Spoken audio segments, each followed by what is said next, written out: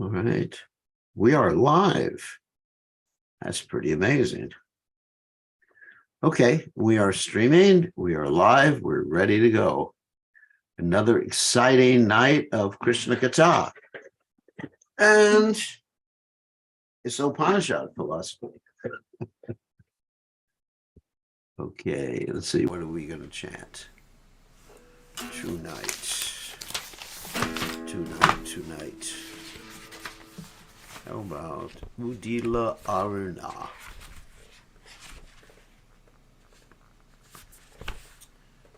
Okay. Get it on page 52. Okay. Another song about Lord Chaitanya.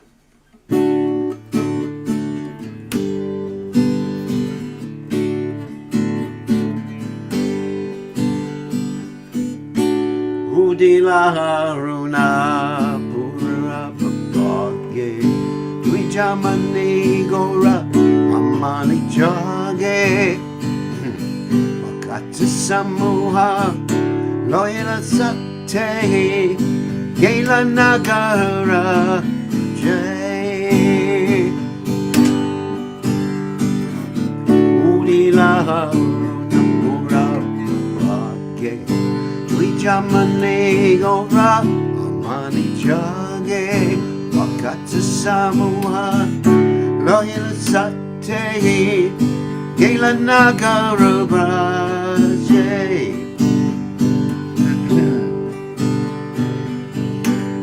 Tatai Banjalako Ganakanata Janero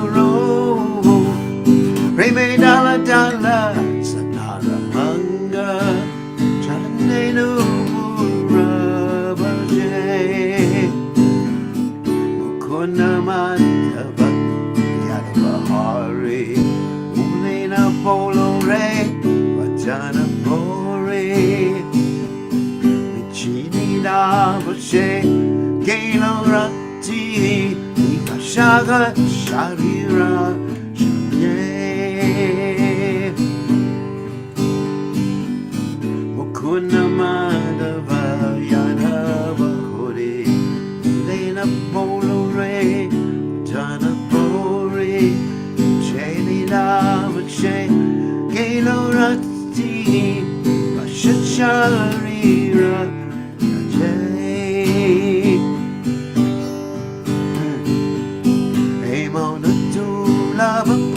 Manavadeho Payaki Koru Ravanakeo Nabashile Ashoda Suta Omnibari Melaje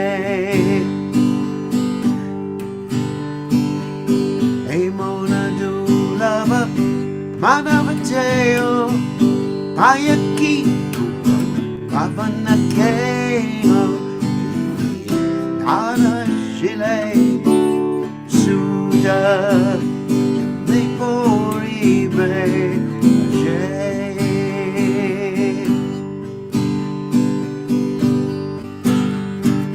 Udita Tapana Eleaste Dina Galo Boy the Hoyle Asta Tabe Kano Ebe Allah Sahoy Napajaridoya Raje Udita Tapana Hoyle Asta Dina Gelu Bole Oebe Asta Navegano Ebe Allah Sahoy Napajaridoya Raje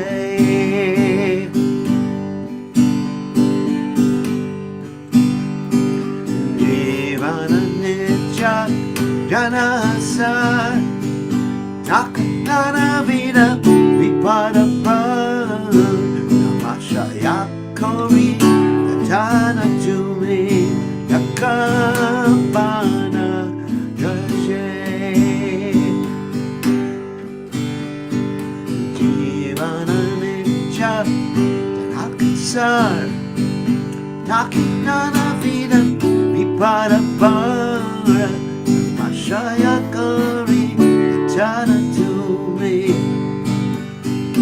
Kapana Gaje Jivera Kalana Zanana Ko Jakaraya say Madhurana Avititimira Kapana Rupe Rikagane Viraje Jivera Kalyana Sadana Ko Jakaraya say Madhurana Avititimira Kapana Rupe Rikagane Viraje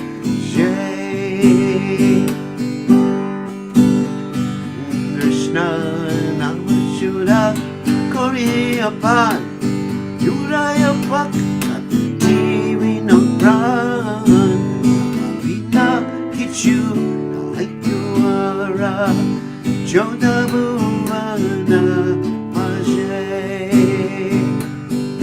Krishna Namashuddha Koriyapan Yuraya Bhakti Vino Pran Vina Kichu Ara Joda Bhuvana Maje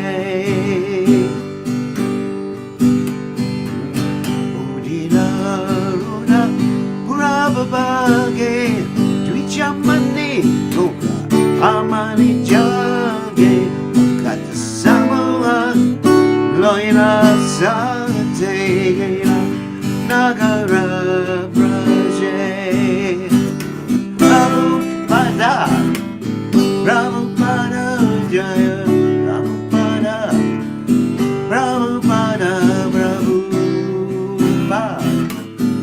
Prabhupada Prabhupada Prabhupada Vijay Go Haribo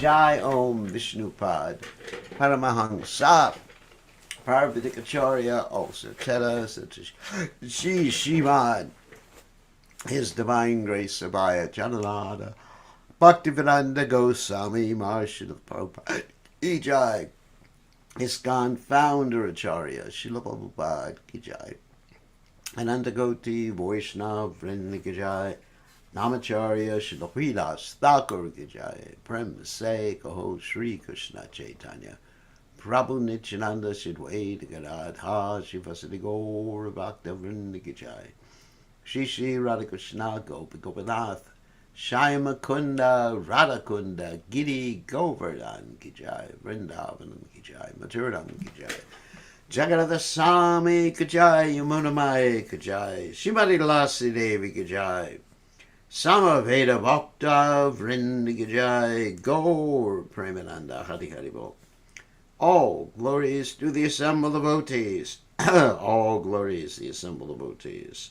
All glories the assembled devotees. All glories to Shri Guru and Gauranga Srila Prabhupada Ki Jai. Nama Om Vishnupadaya Krishna Prasthaya Bhutale Shrimati Bhaktivedanta Swamini Tinamani Namaste Saraswati Devi Gauravani Pajarni Nirvishesha Shunyavadi Paschatya Dejatarni. So let me read the translation to this poem by Srila Bhaktivinoda Thakur. When the rising sun appeared in the east, the jewel of the twice-born Lord Gauranga awakened, gathering his devotees around him. He set out to preach in the countryside, towns, and villages. Tatai, tatai, sounded the mridanga drums, and the cymbals chimed in time. Lord Gaura Sundara's shimmering golden features danced, and his ankle bells jingled. Mukunda, Madhava, Yadava, Uri, chanted the devotees in their mouths, filled with the vibrations. Calling out, they preached to those still sleeping past 4 a.m. You spend your nights uselessly sleeping and your days decorating your bodies. Although you've achieved a rare human birth, you do not care for this precious gift. Instead, you refrain from serving the darling of Yashoda and slowly fall through your last moments of death. With every rising and setting of the sun, a day passes and is lost. Why then do you remain idle and not serve the Lord of the heart? This life is temporary and full of various miseries. Take shelter. The holy name is your only business. Only business. To penetrate the darkness of ignorance and bless everyone's heart, the sweet holy name has risen like the shining sun. Drink deeply the pure nectar of Krishna's holy name, which is the life and soul of Bhakti Vinod. The holy names aside, there is nothing to be had in all the 14 worlds. Nothing, nothing, nothing. Without the holy names, the whole material world is useless. Got it. Nothing, nothing. Okay. So now we'll go on to the Sri Isopanisad. And we are on text 13 of the Sri Isopanisad. So, Om Gana Timaranda Shah, Gananjana Shalakaya Chakshur, Unmeditam Yena Tasmai Shri Gurave Namaha. So I offer my respectful obeisances unto the lotus feet of my spiritual master's divine grace, A.C. Bhaktivedanta Swami Srila Prabhupada, who so kindly opened my eyes with the torchlight of knowledge while I was blinded in the darkness of ignorance. Yes.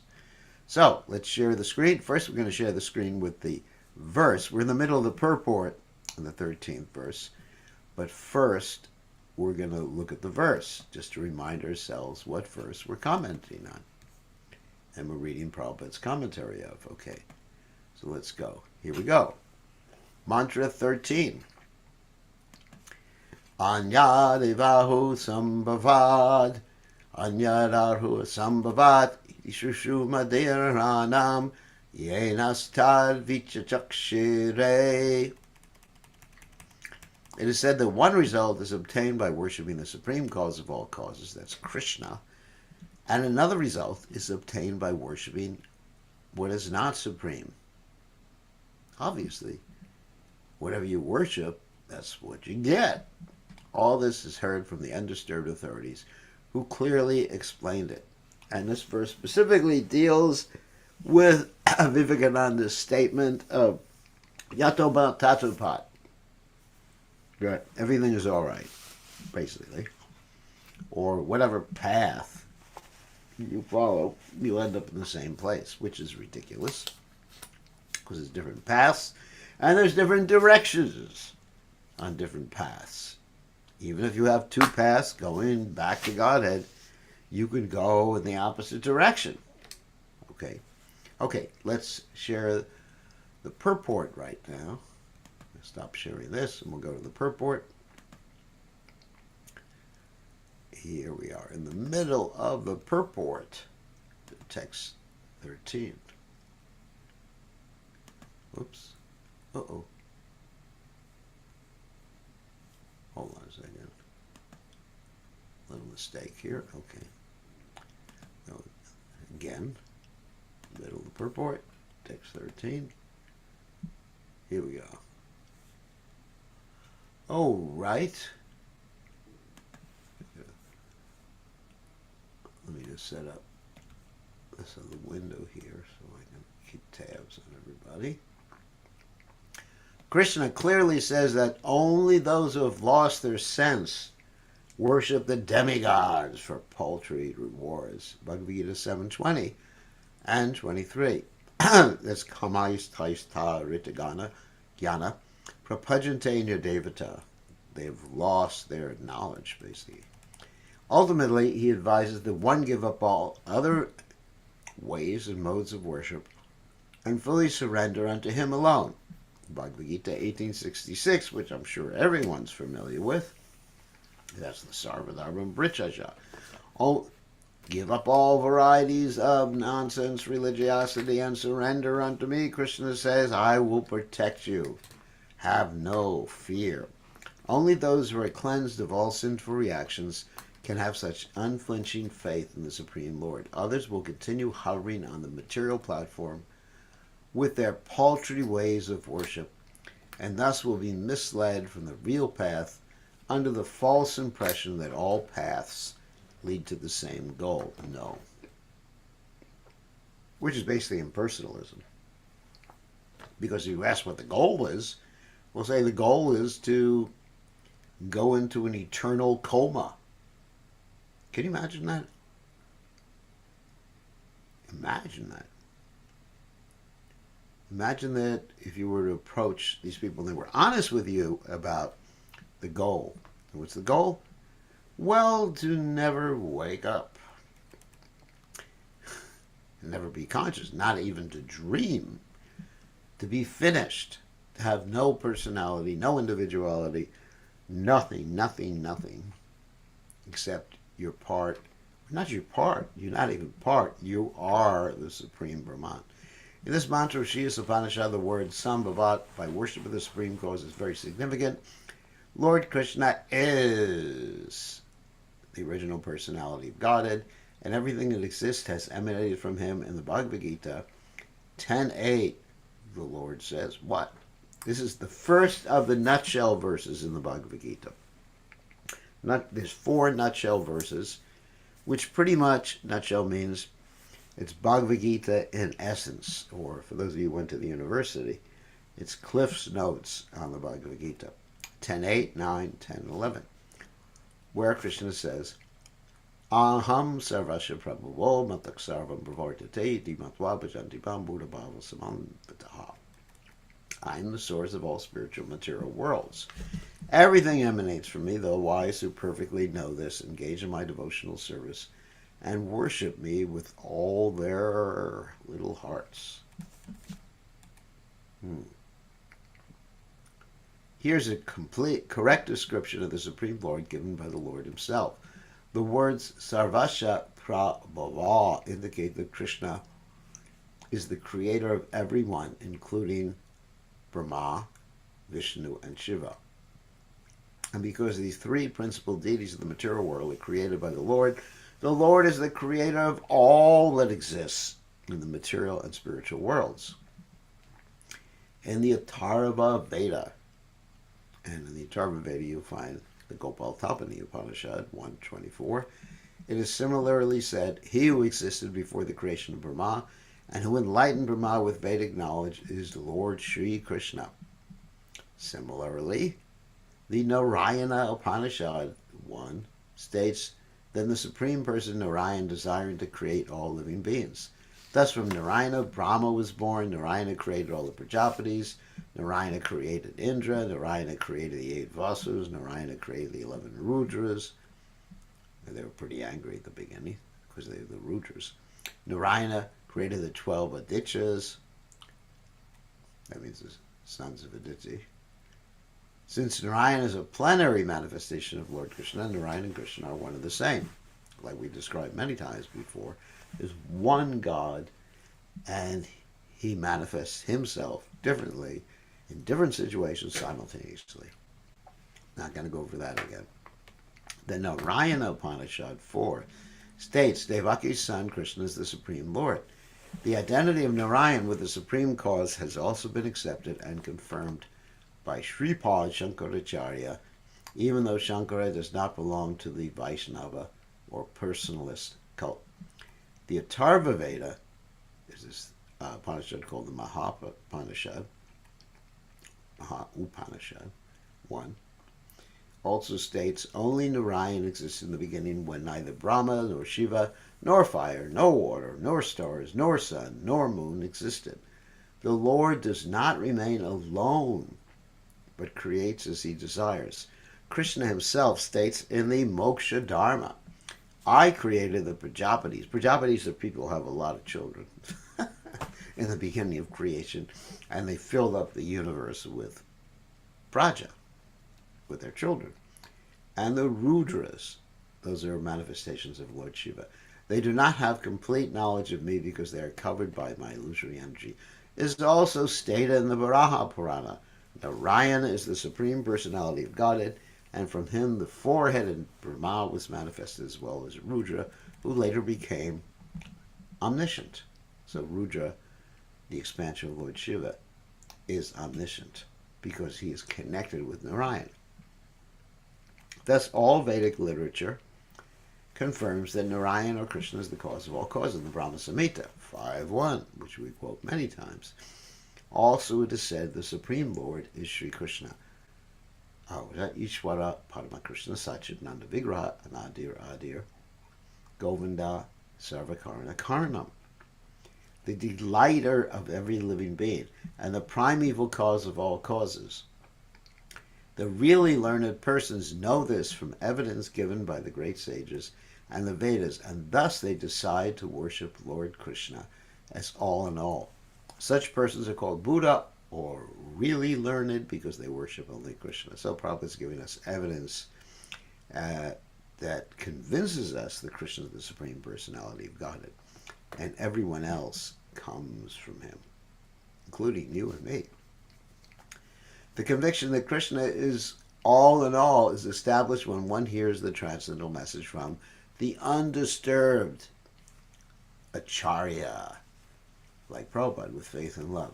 One who has no faith in or love for Lord Krishna cannot be convinced of the simple truth. Those who are faithless are described in the Bhagavad Gita 9:11 as mudhas, fools or asses. It is said that the mudhas deride the personality of Godhead because they do not have complete knowledge from the undisturbed Acharya. One who is disturbed by the whirlpool of material energy is not qualified to become an Acharya. Before hearing Bhagavad Gita, Arjuna was disturbed by the material whirlpool by his affection for his family, society, and community. Thus, Arjuna wanted to become philanthropic, a non-violent man of the world. But when he became Buddha by hearing the Vedic knowledge, that means knowledgeable, by hearing the Vedic knowledge of the Bhagavad Gita from the Supreme Person, he changed his decision and became a worshipper of Lord Sri Krishna. Arjuna worshipped the Lord by fighting with his so-called relatives. That doesn't mean you should fight with your relatives. If Krishna tells you to do it, do it. But if Krishna doesn't tell you, make peace with them, be nice to them. And in this way, he became a pure devotee of the Lord. Such accomplishments are possible only when one worships the real Krishna and not some fabricated Krishna. Well, some imitation Krishna, imitation God, invented by foolish men who are without knowledge of the intricacies of the science of Krishna described in Bhagavad Gita and Srimad Bhagavatam. So generally, Prabhupada is describing fabricated Krishna as misunderstanding or thinking that Krishna is a manifestation of the Brahman, and the Brahman is higher than Krishna. So that's the fabricated Krishna. When people give their own interpretations of the Bhagavad Gita or other Vedic literatures. According to the Vedanta Sutra, Sambhuta is the source of birth and sustenance, as well as the reservoir that remains after annihilation. Janma Dyasha Yataha, Srimad Bhagavatam 1:1:1. That means the absolute truth is that from which everything comes. The Srimad Bhagavatam, the natural commentary on the Vedanta Sutra by the same author, maintains that the source of all emanations is not like a dead stone, but is abhidya, or fully conscious, and is also swarat, or independent. The primeval Lord, Sri Krishna, also says in the Bhagavad Gita that he is fully conscious of past, present, and future, and no one, including the demigods, such as Shiva, Brahma, knows him fully. So that's an interesting statement. That Krishna is fully conscious of past, present, and future. Does that mean that we have no free will? No. He just knows how we're going to exercise our free will. That's all. We have free will. We can exercise. We can choose to do anything we want. Within limitations, of course. I mean, I can't choose to fly in the air if I wanted to. But Krishna knows what we're going to choose. What path we're going to take. But it's our choice. Yep. It's our choice, but Krishna has to know that. Otherwise, he would have a lack of knowledge. And then he wouldn't be omniscient. He wouldn't be God. Certainly, half-educated spiritual leaders who are disturbed by the ties of material existence cannot know him fully. They try to make some compromise by making the mass of humanity the object of worship. That's humanitarianism. But they do not know that such worship is only a myth because the masses are imperfect. The attempt by these so-called spiritual leaders is something like pouring water on the leaves of a tree instead of the root. That means if we think that by serving humanity or serving our country or whatever, it's not getting to the root of service, and you're avoiding some people. In other words, you're watering or you're serving certain people, a very small minority of the people, this infinitesimal minority. But if you want to serve everyone, you serve Krishna. Like you water the root of the tree, then you serve all the leaves. The natural process is to pour water on the root, but such disturbed leaders are more attracted to the leaves than the root. Despite their perpetual watering the leaves, however, everything dries up for want of nourishment. Very good metaphor. Sri Isopanisad advises us to pour water on the root. In other words, to worship Krishna, the source of all germination. Germination means everything comes from Krishna. Worship of the mass of humanity by rendering bodily service, which can never be perfect, is less important than service to the soul. Obviously, because if you're worshiping humanity, then you're leaving out the vast majority of living entities, which are non-human. And they are all just as dear to Krishna as human beings. Krishna says, Samoham sarvabhuteshu name dvesho stina priya. I'm equal to everyone. I don't have special friends or objects of my mercy. It's that someone chooses to be my friend, and then he gets his mercy. He gets my mercy. The soul is the root that generates different types of bodies according to the law of karma. To serve human beings by medical aid, social help, and educational facilities, while at the same time cutting the throats of poor animals in slaughterhouses, is no service at all to the soul of the living being. Obviously. So a devotee, Vidya Vinaya Sampane Brahmani Gavihastani Shuni Chaiva Swapaki Chap Pandita Samadarshana, a devotee sees all living entities equally. The living being, that's us, is perpetually suffering in different types of bodies from the material miseries of birth, old age, disease, and death.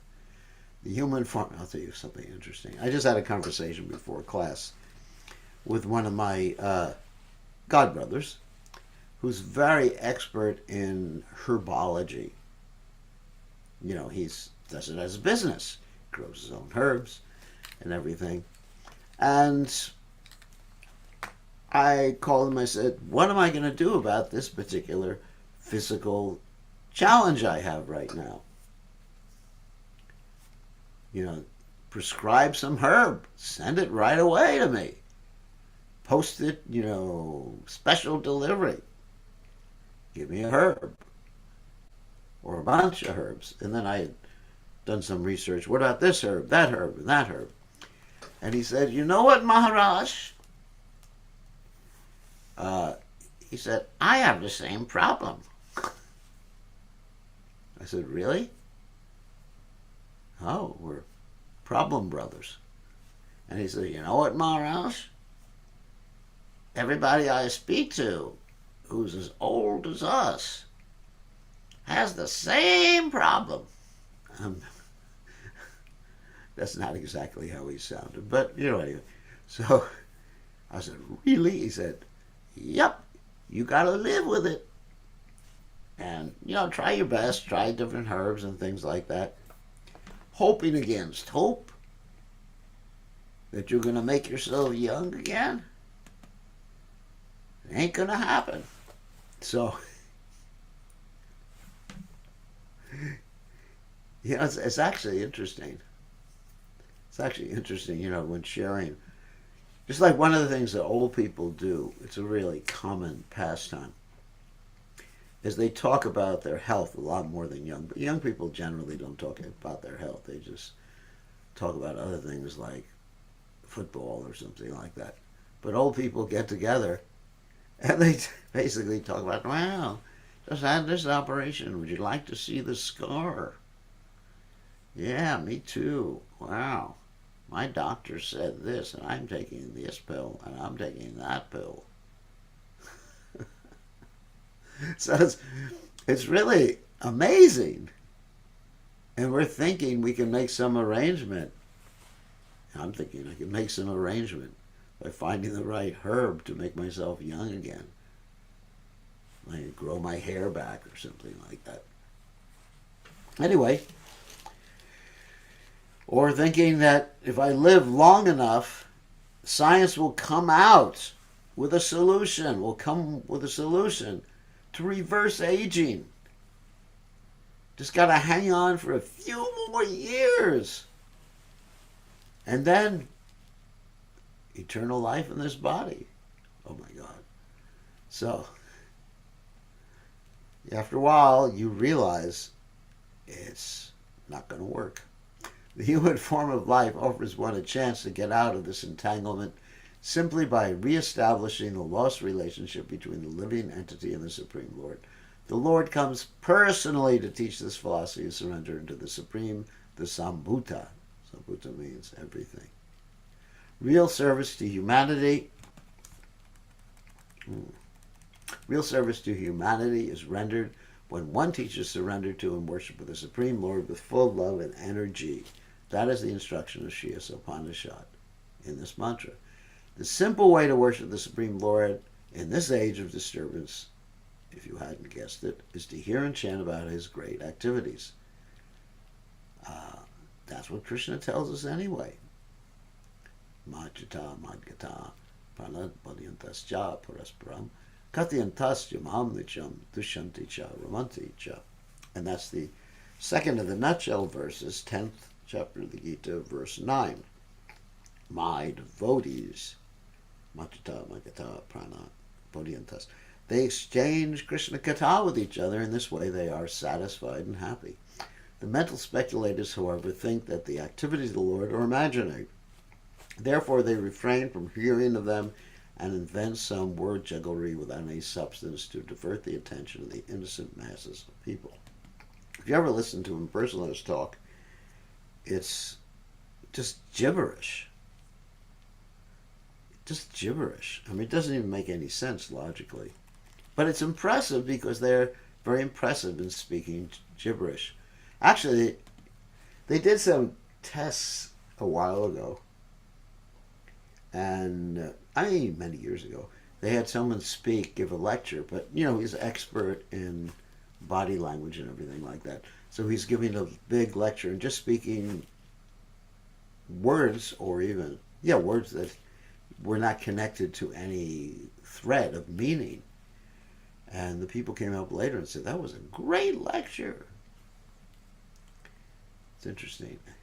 Sometimes I give a lecture and and they say, oh, that was a great class. I said, what did you hear? So many things I heard. Well, give me one thing. It was so great, just overwhelmed. I can't remember. Instead of hearing the activities of Lord Krishna, such pseudo-spiritual masters advise them by inducing their followers, advertise themselves by inducing their followers to sing about them. Sing my name. I remember one time there was a guru and they were chanting his name. I won't mention it. And he said, they're singing my song. They're singing my song. Jaya, Jaya, Guru Maharaj, Jaya Guru Maharaj, Jaya Guru Maharaj. Oh, they're chanting my name. In modern times, the number of such pretenders has increased considerably and has become a problem for the pure devotees to save the mass of people from the unholy propaganda of these pretenders and pseudo-incarnations. It's a fact. The Upanishads indirectly draw attention to the primeval Lord Sri Krishna But the Bhagavad Gita, which is the summary of all the Upanishads, called the Gita Upanishad, directly points out to Sri Krishna. Therefore, one should hear about Krishna as he is by hearing from the Bhagavad Gita or Srimad Bhagavatam, and in this way one's mind will gradually be cleansed of all contaminated things.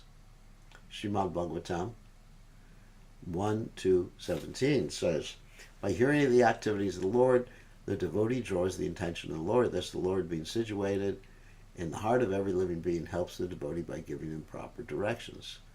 Bhagavad Gita, and that's the next verse of the Chatushloki verses of the Bhagavad Gita, the 4 nutshell verses.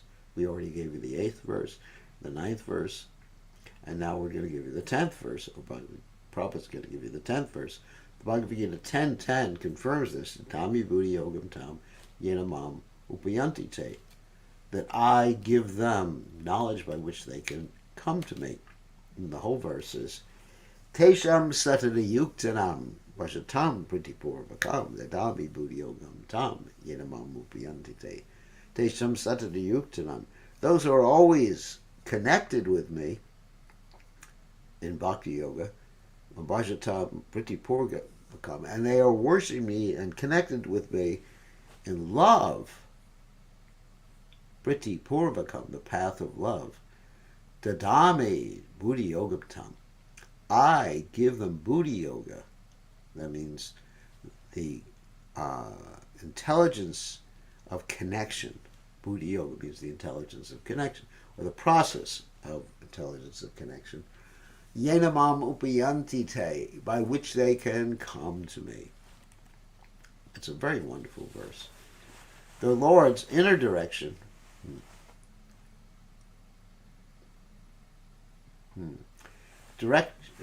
Lord's inner direction cleanses the devotee's heart of all contamination produced by the material modes of passion and ignorance. Non-devotees are under the sway of passion and ignorance. In other words, if you're not Krishna conscious, you're in a mixture of passion and ignorance, maybe a little touch of goodness, but you're under the sway of passion and ignorance. One who is in passion cannot become detached from material hankering, and one who is in ignorance cannot know what he is or what the Lord is. Thus, when one is in passion or ignorance, passion means I want more, more, and more. Ignorance means I just want to block everything out and get drunk. There is no chance for self-realization, however much one may play the part of religionist. In other words, as Krishna says, or as the Bhagavatam says, if one is eating meat or killing animals, there's no question of understanding the absolute truth or being attracted to the absolute truth. For a devotee, the modes of passion and ignorance are removed by the grace of the Lord. In this way, the devotee becomes situated in the quality of goodness, the sign of a perfect Brahmin. Anyone can qualify as a Brahmin if he follows the path of devotional service and the guidance of a bona fide spiritual master. Srimad Bhagavatam states, Srimad Bhagavatam, sorry, a little too far here. Srimad Bhagavatam 2:4-18 says, Karatahun Andhra Pulinda Pulkasha Avirishambu Yavanak Sadaya Yene Chapapa Yadapashraya Shraya Shujanti Tasmai Prabha Vishnave Namaha. Any low-born person can be purified by the guidance of a pure devotee of the Lord, for the Lord is extraordinarily powerful. Wow. Any person, any. When one attains Brahminical qualifications, he becomes happy and enthusiastic to render devotional service to the Lord. In other words, when one is in the mode of goodness, automatically the science of God is unveiled before him. Wow. Automatically. That's the Dami Buddhi Yogam Tam Yenamam Upayanti Te. By knowing the science of God, one gradually becomes freed from material attachments, thank God. And one's doubtful mind becomes crystal clear by the grace of the Lord. One who attains this stage is a liberated soul and can see the Lord in every step of life. This is the perfection of Sambhava, as described in this mantra of Sri Isopanisad. Okay. That's mantra 13, which we just finished. Let me just write that down. 13, the second part of 13 mantra. And then we go to mantra 14. Let's read it.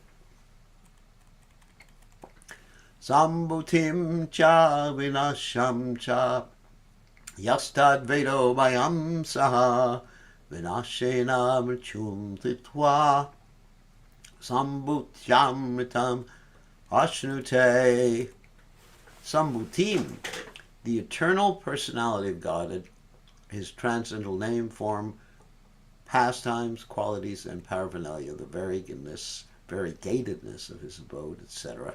Cha and Vinasham, the temporary material manifestation of demigods, men, animals, etc., with their false names, fame, etc.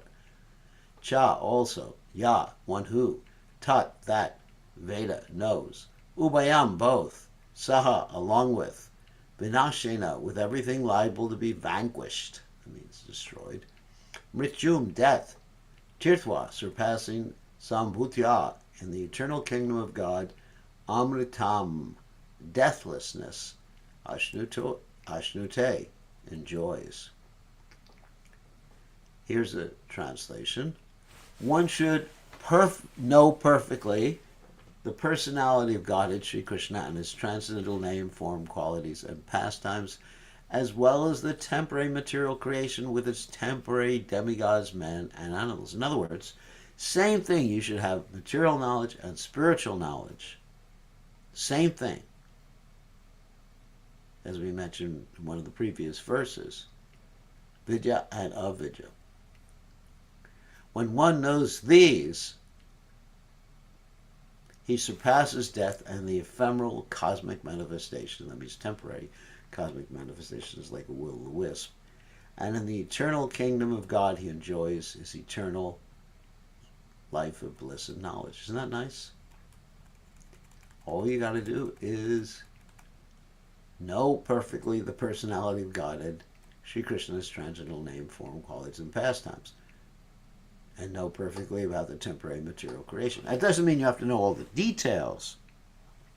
Basically, you just need to know those 4 verses in the Bhagavad Gita, especially Aham Sarvasya Prabhu Matlak Sarvam Bhavartade, and Lord Chaitanya's philosophy of Achintya Bheda Bheda Tattva, how everything is Krishna and also different from Krishna simultaneously. So, we'll get into this meaning. In the purport, by its so-called advancement of knowledge, human civilization has created many material things, including spaceships and atomic energy. Yet it has failed, it has failed to create a situation in which people need not die, which I talked about previously in this class, take birth again, become old, or suffer from disease. Whew. We're looking for some cure. We go on the internet and Google, what can I do about old age? And you find so many. The interesting thing is you're going to find so many so-called remedies for old age. If you Google it, cure for old age, try it. And each and every remedy is another group that is trying to make money, what we say, fleece you, steal your money. Whenever an intelligent man raises the question of these miseries before a so-called scientist, the scientist very cleverly replies the material science is progressing and that ultimately it will be possible to render man deathless, ageless, and diseaseless. Just hope I live long enough.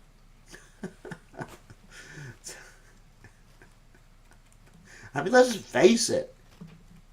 Who's going to be around 50 years from now?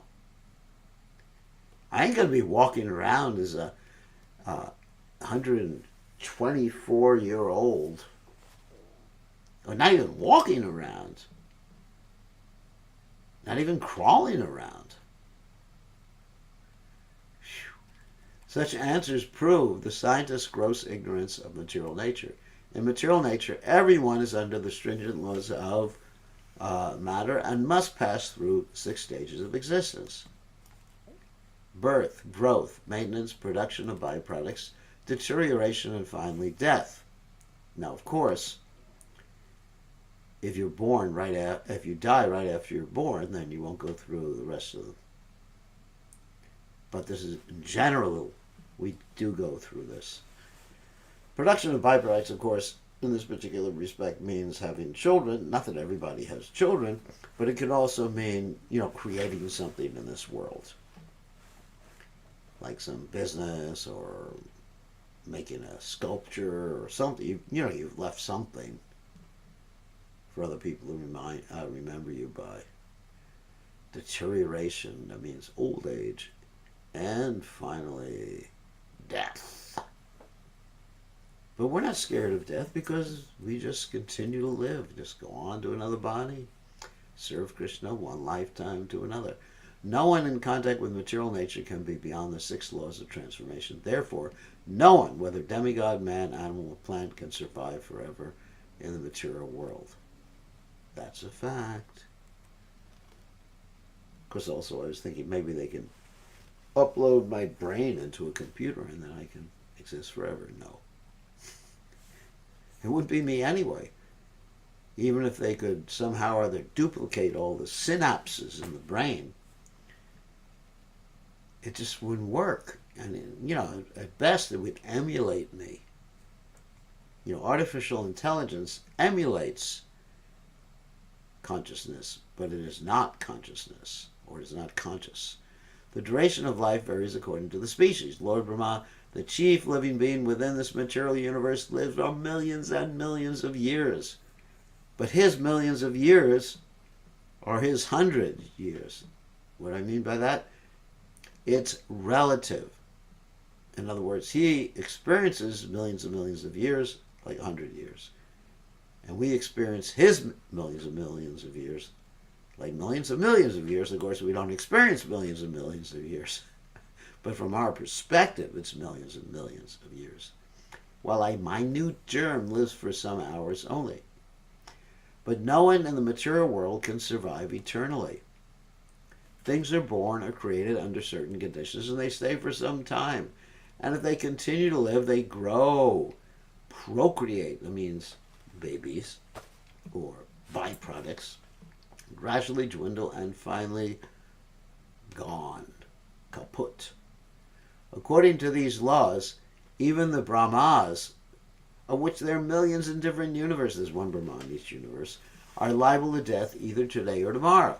Therefore, the entire material universe is called Marchaloka, the place of death.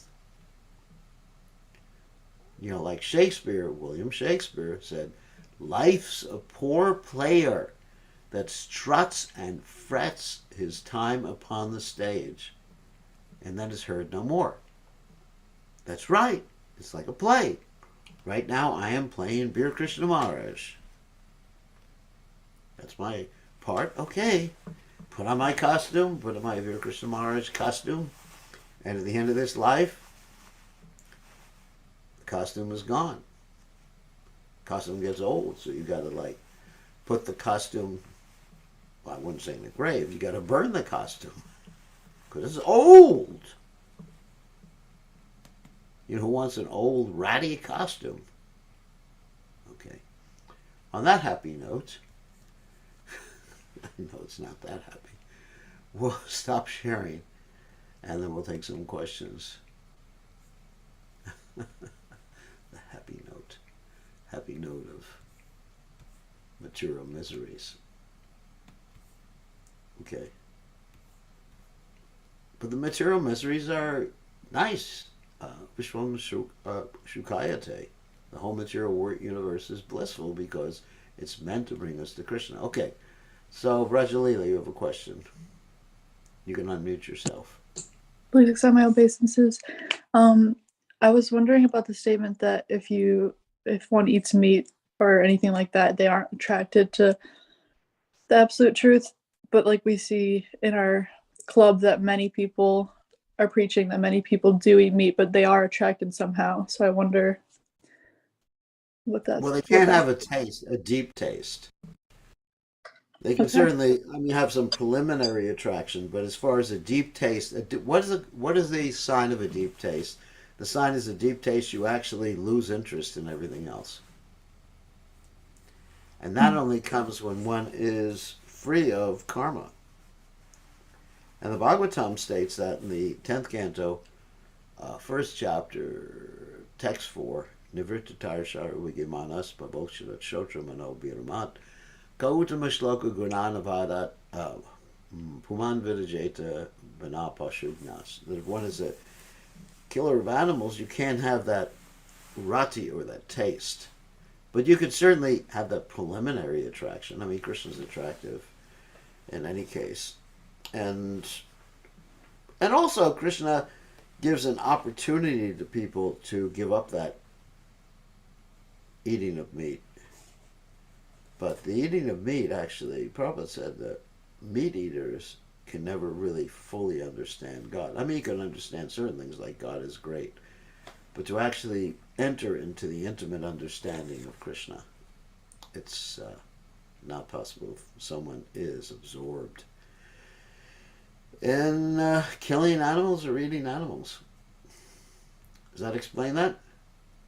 Yeah. Thank you. Okay. Yeah, preliminary attraction is all right. I mean, Krishna's kind.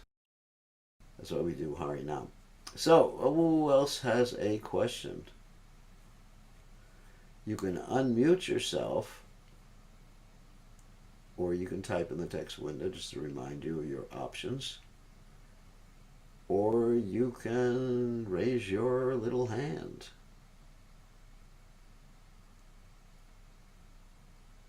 Nobody. Of all the different philosophical points. Okay, Rakesh. Okay, you have a question. Yes, Guru Maharaj, please accept my humble obeisances. What is the difference between Nama Bhash and Nama Aparad? Nama Bash is basically you're chanting. There's different types of Nama Bash. There's chanting meaning something else, like if you're saying Ramada or Haram, like the Muslims say, how horrible. Or you're chanting uh, jokingly making fun of the devotees. Let's just say, oh, those Hare Krishnas, they're just really ridiculous.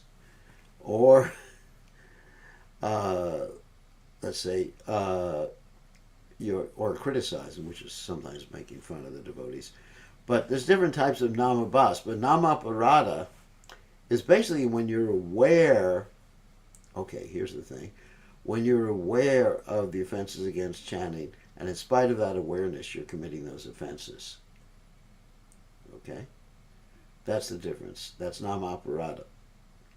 So namabas means you're not doing it. You're not aware of it.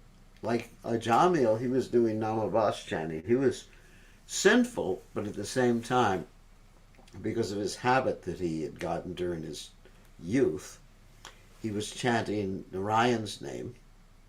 Well, actually, he was calling for his son. He was meaning something else as a type of namabas, which I mentioned previously. He was calling out Narayan, Narayan, Narayan. Now, had he been had he been conscious of that he was calling God's name and it was an offensive way of calling God's name and aware of the 10 offenses, that's a different thing. But he wasn't committing offenses.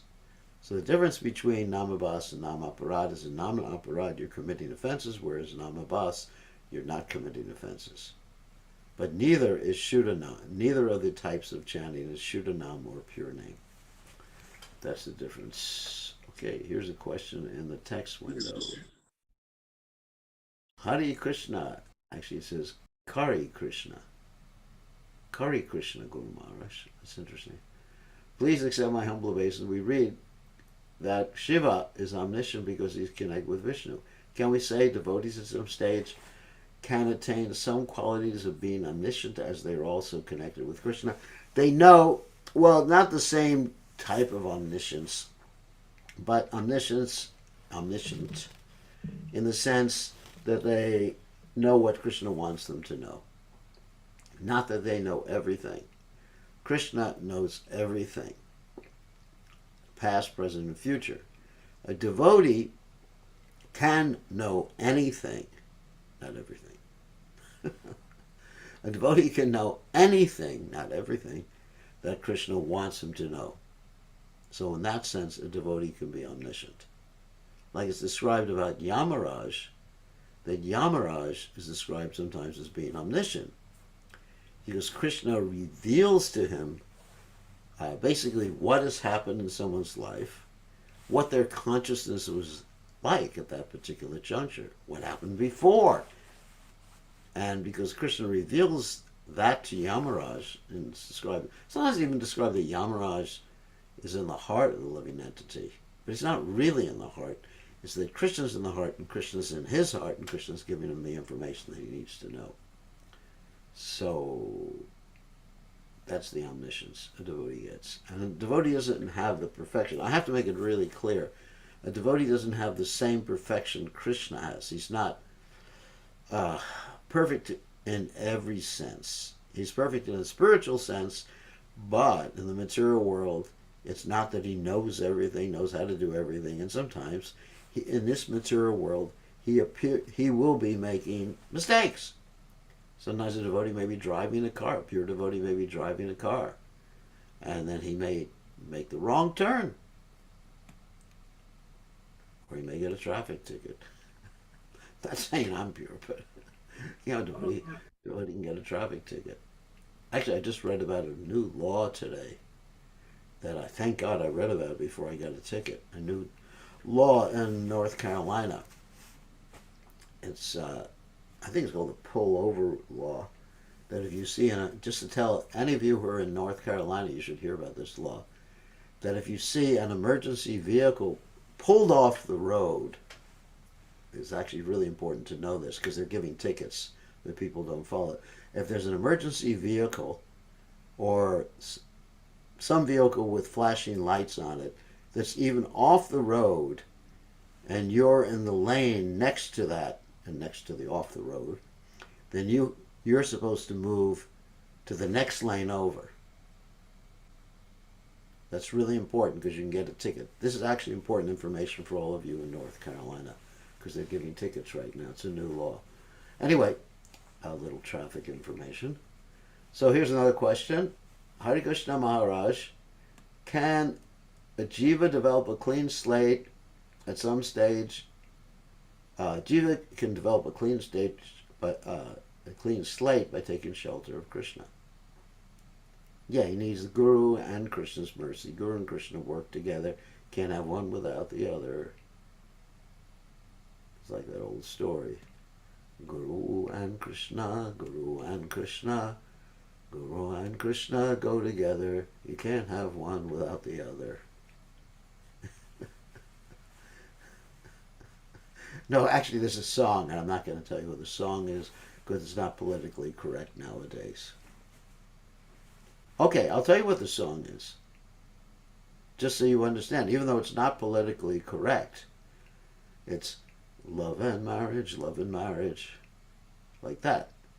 You can't have one without the other. And that's true. Because unless there's commitment, there's no love.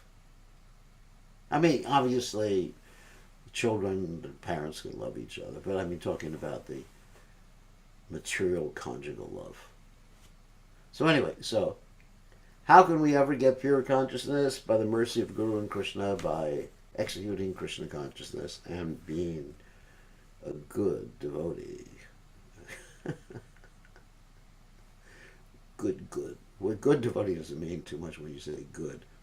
In other words, taking Krishna's pleasure as your life and soul, taking Guru's pleasure as your life and soul. That's how. That's the secret to pure devotional service. Not looking for Krishna under some rock or getting into like some esoteric Krishna consciousness. Yasha prasada bhagavad prasada yasha prasada na gati gatopi.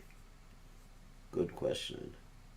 Okay, I'm sorry, Sam, we got to end now because it's on the hour and it's like, what they say, pumpkin time.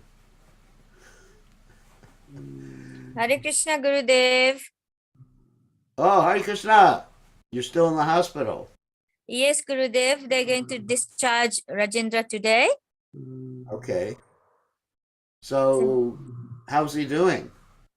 Not good, Gurudev. So you're going to take him home today? Yes, that's the plan. All right. And is he going to have regular dialysis or what? They haven't started that yet, Gurudev. Okay. So All right. So Hare Krishna, Hare Krishna, Krishna Krishna, Hare Krishna, Hare. Hare Hare. Hare Ram, Hare Ram, Hare Ram. Rama, Rama Rama, Hare Hare. We're praying for him. Okay. Hare Krishna, Lord, Gurudev. Prabhupada. Hare Krishna Bol. Guru-